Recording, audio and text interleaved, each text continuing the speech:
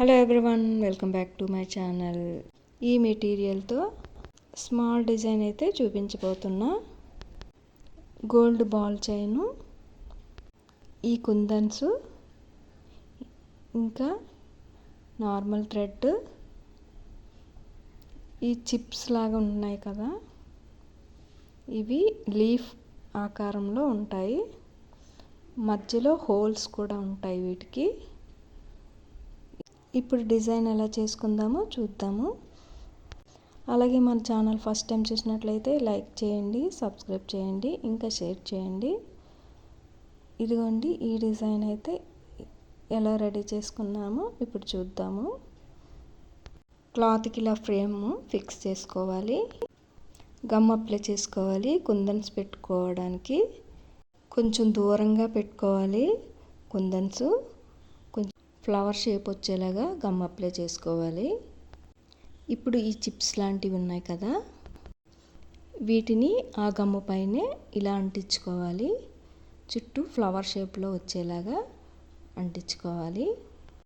చూడండి, ఈ విధంగా చూడండి, మనకి ఫ్లవర్ అనేది రెడీ అయిపోయింది కదా. మిగిలినవి కూడా ఇలానే సేమ్ ఇదే విధంగా ఈ చిప్స్ని ఇలా అంటించుకోవాలి.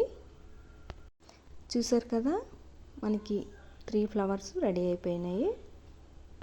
ఇప్పుడు గోల్డ్ బాల్ చైను ఈ విధంగా గమ్ పెట్టి అంటించుకోవాలి. వీడియో అయితే మిస్ అయింది అది. నార్మల్ థ్రెడ్ నీడిల్కి 2 లైన్స్ తీసుకోవాలి.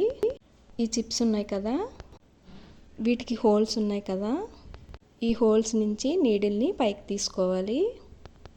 2 హోల్స్ ఉంటాయి.